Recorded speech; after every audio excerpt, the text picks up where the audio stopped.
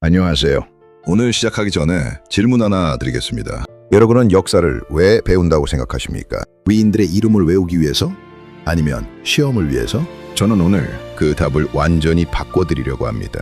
역사를 배우는 이유는 단 하나입니다. 지금 내 돈이 어떻게 움직이는지를 이해하기 위해서입니다. 의미물로 본 세계사. 오늘 제가 여러분과 함께 읽을 책입니다. 저자 찬이루와 양천은 이 책에서 아주 도발적인 주장을 합니다. 역사 교과서에서 배운 영웅들의 이야기 뒤에는 그들을 움직인 자금의 출처와 그 자금을 둘러싼 이해관계의 충돌이 숨어있다. 알렉산더 대왕의 정복 뒤에는 군자금이 있었습니다. 십자군 원정 뒤에는 템플 기사단의 금융혁신이 있었습니다. 미국 독립혁명 뒤에는 화폐 발행권 싸움이 있었습니다. 사실은 정반대입니다.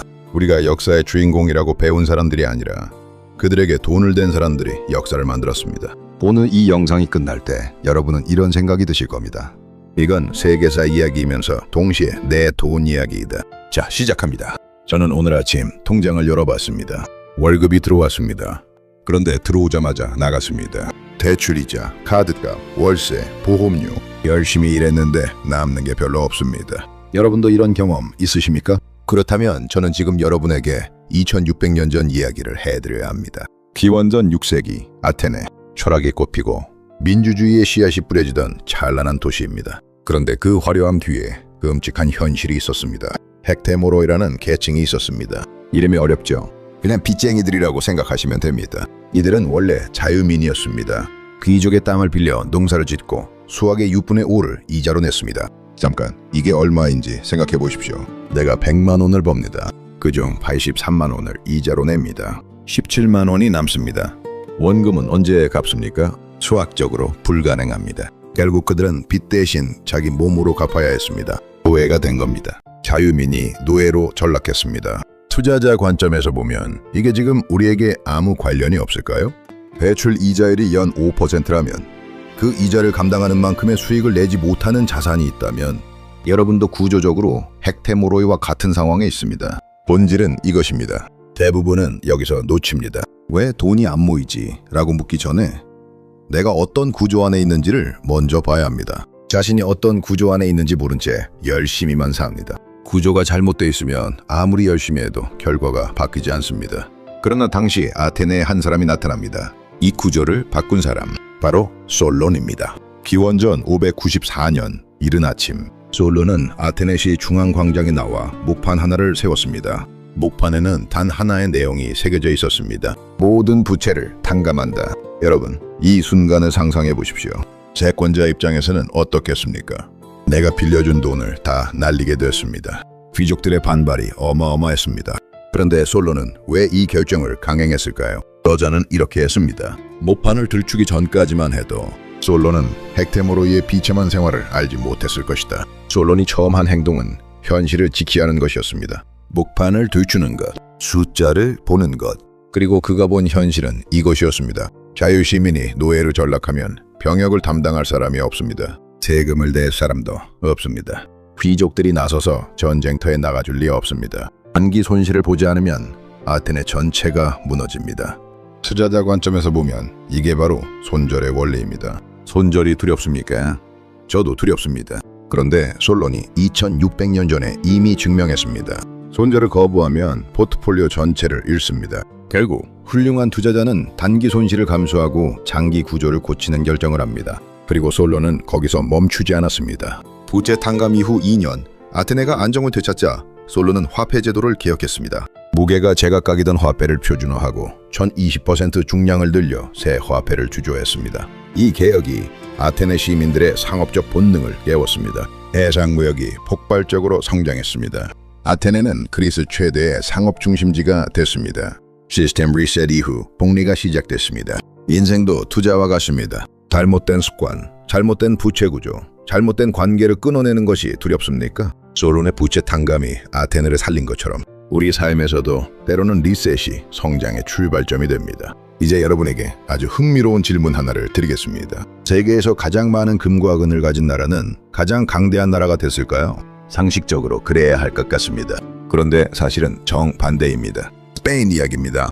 1492년 콜럼버스가 신대륙을 발견했습니다. 이후 스페인은 200년 동안 중남미에서 금과 은을 가져왔습니다. 저자가 인용한 수치를 보면 16세기 한 세기 동안 스페인을 통해 유럽에 유입된 은혜양은 그 이전 큰 년간 전 세계에서 생산된 은혜 총량을 능가했습니다. 어마어마하죠. 그런데 스페인은 결국 유럽의 변방이 됐습니다. 왜일까요? 두 가지 이유입니다. 첫 번째, 가격 혁명. 금과 은이 넘쳐나자 화폐 가치가 폭락했습니다. 물가는 100년 동안 3배, 4배 상승했습니다. 수공업자들은 임금이 물가를 따라가지 못해 실질 소득이 급감했습니다. 생산 기반이 무너진 겁니다. 두 번째, 시스템의 부재. 스페인 왕실은 신대륙에서 가져온 금과 은을 생산 기반에 투자하지 않았습니다. 대신 유럽 각지에서 물건을 수입해 쓰는 데 써버렸습니다. 왕실과 소수 금융 귀족의 주머니만 불렸습니다. 일반 시민들은 물가 폭등의 피해를 고스란히 받았습니다. 투자자 관점에서 보면 이게 무슨 의미인지 아십니까? 자산의 크기가 아니라 그 자산을 운용하는 시스템이 결과를 결정합니다. 로또에 당첨된 사람들의 80% 이상이 5년 안에 당첨 이전과 같은 재정 상태로 돌아간다는 연구가 있습니다. 돈이 생겼지만 그 돈을 운용하는 시스템이 없기 때문입니다. 스페인이 바로 그랬습니다. 세계 최대의 금은 부화를 가졌지만 그것을 복리로 키우는 시스템이 없었습니다. 반면 같은 시기 네덜란드는 달랐습니다. 자원도 없고 땅도 좁았습니다. 강대국 스페인과 프랑스 사이에 끼인 작은 나라였습니다. 그런데 17세기 네덜란드는 세계 패권을 잡았습니다. 어떻게 가능했을까요? 1602년 네덜란드 동인도 회사 VOC를 설립했습니다. 인류 역사상 최초로 불특정 다수에게 주식을 발행해 자금을 조달하는 주식회사의 원형이었습니다. 그리고 핵심 혁신이 있었습니다. 유한 책임 제도입니다. 투자자는 자신이 투자한 금액만큼만 책임을 집니다. 회사가 파산해도 그 이상의 피해는 없습니다. 이 제도가 있었기에 사람들이 리스크를 감수하고 투자에 나설 수 있었습니다. 오늘날 우리가 쓰는 주식회사 시스템의 뿌리가 여기에 있습니다. 대부분은 여기서 놓칩니다. 분산 투자, 리스크 관리, 장기 투자. 현대 포트폴리오 이론의 원형이 400년 전 네덜란드에서 이미 시작됐습니다. 황금시대 네덜란드에서 인류 역사상 최초의 투기 거품이 발생합니다. 바로 튤립 광풍입니다. 1635년 튼튼한 튤립국은 하나로 좋은 마차와 말 서너 마리를 맞바꿀 수 있었습니다. 사람들은 튤립 선물 계약을 거래하며 엄청난 수익을 올렸고 더 많은 사람들이 시장에 뛰어들었습니다. 그리고 1637년 이 거품은 하루 만에 붕괴됐습니다. 전 재산을 잃은 사람들이 속출했습니다.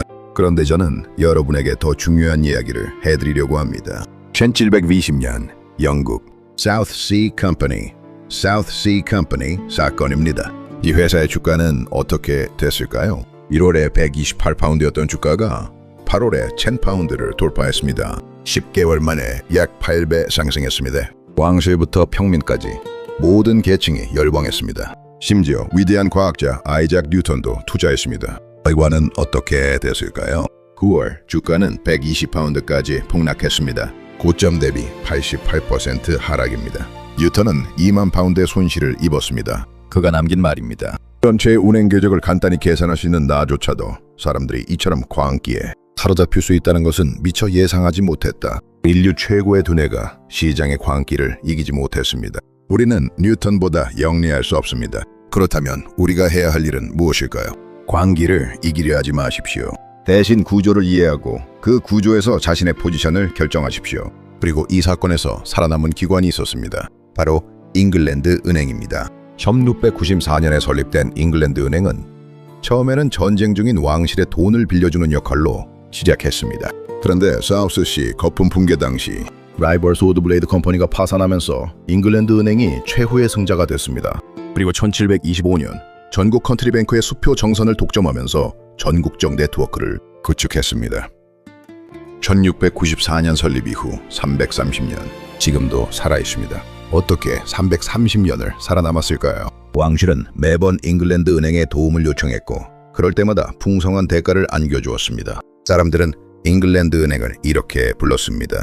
왕실의 마지막 히든 카드, 없어서는 안 될 존재가 된 것입니다. 인생도 투자와 같습니다. 당신은 누군가에게, 어떤 조직에, 어떤 시장에서 없어서는 안 될 존재가 되고 있습니까? 자, 이제 조금 더 깊이 들어가겠습니다. 역사에서 가장 반복되는 패턴이 무엇인지 아십니까? 과잉 신용, 거품, 붕괴, 그리고 반드시 회복. 이 패턴을 역사에서 추적해 보겠습니다. 1720년 사우스시 거품, 주가 8배 상승 후 88% 폭락. 1857년 미국 최초의 세계적 경제공황, 철도 주식 80% 폭락, 5,000개 회사 파산, 1929년 대공황, 국민 총생산 30% 하락, 실업률 24%, 1997년 동아시아 금융위기, 2008년 서프라임 위기, 100년에 한 번 나올까 말까한 위기. 그런데 이 위기들의 공통점이 하나 더 있습니다. 모두 회복됐습니다. 1920년 대공황 이후 루즈벨트의 뉴딜 정책, 그리고 세계대전이 새로운 수요를 만들면서 경제가 회복됐습니다. 2008년 금융위기 이후 각국의 양적 완화로 시장은 다시 상승했습니다. 투자자 관점에서 보면 이게 무슨 의미입니까? 위기는 구조를 이해한 사람에게는 기회입니다. 1929년 대공황 이야기를 좀 더 해드리겠습니다. 여러분이 잘 모르는 사실 하나가 있습니다. 히틀러가 역사의 무대에 등장할 수 있었던 것은 은행가들의 지지가 있었기 때문입니다. 대공황으로 극도의 불안에 빠진 독일에서 일부 금융 세력은 히틀러를 공산주의를 막아줄 도구로 생각했습니다. 물론 그 판단은 치명적으로 잘못된 것이었습니다. 왜 이렇게 됐을까요? 제1차 세계대전 이후 베르사유 조약으로 독일에 부과된 천문학적 배상금이 독일 경제를 초인플레이션으로 몰아넣었습니다. 1923년 독일에서 빵 한 덩어리가 수십억 마르크에 팔렸습니다. 그 고통이 히틀러의 선동이 먹혀들 수 있는 토양이 됐습니다. 이 역사가 우리에게 주는 교훈은 무엇입니까? 경제적 고통은 이성을 무너뜨립니다. 금융 구조를 모르는 사회는 가장 위험한 선택을 할 수 있습니다. 결국 금융을 이해하는 것은 단순히 돈 버는 기술이 아닙니다. 사회를 지키는 힘입니다. 자, 이제 현재로 돌아오겠습니다. 2008년 글로벌 금융위기. 저자는 이것을 미국 역사상 100년에 한 번 나올까 말까한 심각한 금융위기라고 표현했습니다. 그런데 제가 여러분에게 한 가지 불편한 질문을 드리겠습니다. 2008년 이전에 1929년이 있었습니다. 그렇다면 다음 100년에 한 번은 언제일까요? 저는 이걸 위협으로 말하는 게 아닙니다. 패턴을 말하는 겁니다. 과잉 신용, 거품, 붕괴, 회복. 이 사이클은 반복됩니다. 그리고 그 사이클에서 누군가는 잃고 누군가는 법니다. 지금 우리가 주목해야 할 가장 큰 구조 변화가 있습니다. 달러 패권입니다. 1944년 브레턴우즈 협정 이후 80년 동안 달러는 세계 기축통화였습니다. 그 80년 동안 모든 국가는 달러로 석유를 사고 달러로 무역을 하고 달러로 외환 보유고를 쌓았습니다. 그런데 지금 중국의 위안화가 그 지위에 도전하고 있습니다. 책에서 저자는 이렇게 묻습니다. 중국이 환율을 조종하고 있다고 비난하는데 환율을 조종하는 진짜 주인공은 누구인가? 환율 변동은 강자에게 유리합니다. 강자의 규칙을 바꿀 수 있는 방법은 하나뿐입니다. 스스로 강자가 되는 것입니다. 그런데 여기서 중요한 말이 나옵니다. 그 어떤 나라도 처음부터 강대국은 아니었다. 스페인, 네덜란드, 영국, 미국 이 모든 나라는 온갖 난관을 헤쳐나가며 차근차근 발전했습니다. 그 발전의 핵심에는 언제나 금융혁신이 있었습니다. 내인도 마찬가지입니다. 지금 당장 강자가 아니어도 됩니다. 구조를 이해하고 복리로 성장하면 결국 강자의 위치에 설 수 있습니다. 지금 어디에 있느냐보다 어느 방향으로 가고 있느냐가 중요합니다. 자, 이제 가장 중요한 파트입니다. 오늘 배운 2600년의 역사를 지금 당장 내 삶에 어떻게 적용할 수 있을까요? 3단계로 말씀드리겠습니다. 첫 번째, 내 재무 목판을 들추십시오. 솔론이 아테네를 구한 첫 번째 행동이 무엇이었습니까? 목판을 들추는 것이었습니다. 현실을 직시하는 것이었습니다. 저자는 씁니다. 목판을 들추기 전까지만 해도 솔론은 헥테모로이의 비참한 생활을 알지 못했다. 지금 여러분의 재무 상태를 정확히 알고 계십니까? 매월 나가는 이자가 얼마인지 아십니까? 고정 지출 합계가 얼마인지 아십니까? 지금 내 자산에서 가장 금리가 높은 부채가 무엇인지 아십니까? 이 세 가지를 모른다면 지금 당장 확인하십시오. 숫자를 직시하는 것, 그게 모든 변화의 시작입니다. 대부분은 여기서 놓칩니다. 아는 것 같지만 정확한 숫자를 모릅니다. 그 차이가 10년 후 자산의 크기를 결정합니다. 두 번째, 복리의 방향을 내 편으로 만드십시오. 스페인이 200년 동안 금을 캤는데 망한 이유가 무엇입니까?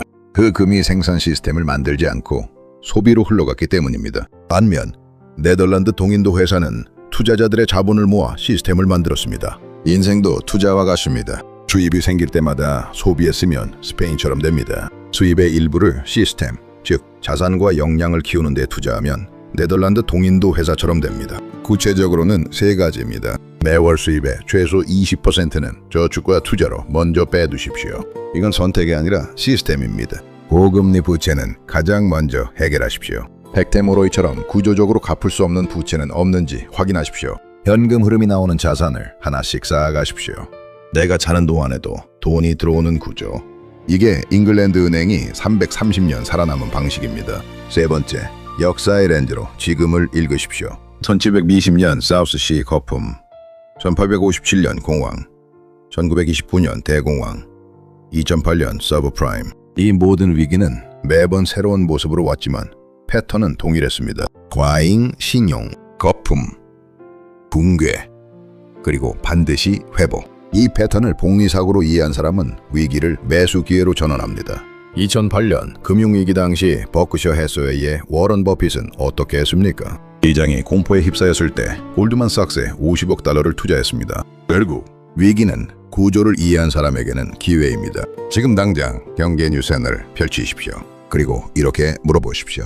이것은 역사에서 언제 반복됐는가? 그때 어떻게 됐는가? 그렇다면 지금 나는 어디에 서야 하는가? 자, 오늘 이야기를 정리하겠습니다. 숫자 5개로 압축합니다. 2600년.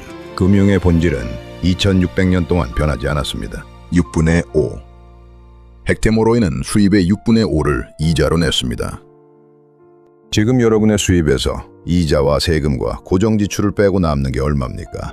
8배와 88%. 1720년 사우스 주가는 8배 올랐다가 88%에 폭락했습니다. 지금 내 포트폴리오에 내재 가치를 설명할 수 없는 자산이 있습니까? 330년. 잉글랜드 은행은 1694년 설립 이후 330년을 살아남았습니다. 당신은 누군가에게 없어서는 안 될 존재입니까? 100년. 2008년 위기는 100년에 한 번이라 했지만 그 전에 1929년이 있었습니다. 다음 위기가 왔을 때 당신은 무너지는 쪽입니까? 기회를 잡는 쪽입니까? 국가가 성장하면 자유롭게 유통되는 화폐가 경제의 동맥이 된다. 화폐는 가장 효율성이 높은 곳으로 흘러간다. 사회적 부의 원천은 창조이며 비록 오늘은 행복하지 않더라도 내일은 행복한 날이 될 수 있다. 저는 오늘 이 문장을 여러분 개인에게 적용하고 싶습니다. 당신이 성장할 때 당신의 역량과 자산은 가장 효율적인 곳으로 흘러갑니다. 당신의 부의 원천은 약탈이 아니라 창조입니다. 비록 오늘이 어렵더라도 구조를 이해하고 방향을 바로잡으면 내일은 다릅니다. 마지막으로 오늘의 질문을 드리겠습니다. 솔로는 기원전 594년 목판을 들추는 것으로 시작했습니다. 지금 여러분의 재무 목판을 들쳤을 때 무엇이 보입니까? 이번 주 딱 한 가지만 하십시오. 지금 내 통장에서 나가는 이자가 한 달에 정확히 얼마인지 확인하십시오. 그 숫자가 0이 될 때까지 그것이 여러분의 가장 중요한 투자 과제입니다. 역사는 반복됩니다. 그리고 그 반복 속에서 누군가는 잃고 누군가는 법니다. 오늘 이 이야기가 여러분이 버는 쪽에 서는데 작은 도움이 됐으면 합니다. 오늘도 끝까지 들어주셔서 감사합니다. 구독과 좋아요 그리고 댓글로 오늘 새롭게 알게 된 것 한 가지만 남겨주시면 감사하겠습니다.